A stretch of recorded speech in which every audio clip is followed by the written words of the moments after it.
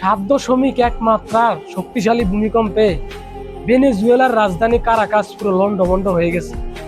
ধ্বংসস্তূপের নিচে হাজার হাজার মানুষ পড়ে আছে। অনেকে চিৎকার করতেছে তাদেরকে বাঁচানোর জন্য। বিশেষজ্ঞরা বলতেছে প্রায় 1 লক্ষ মানুষ মারা যাওয়ার সম্ভাবনা আছে। এর আগে তুরস্কে একটা ভূমিকম্পে প্রায় 40,000 মানুষ মারা গিয়েছিল। আসলে এগুলো দেখার পরে আমাদের আবু তোহা আদনান হুজুরের একটা কথা মনে পড়ে গেল।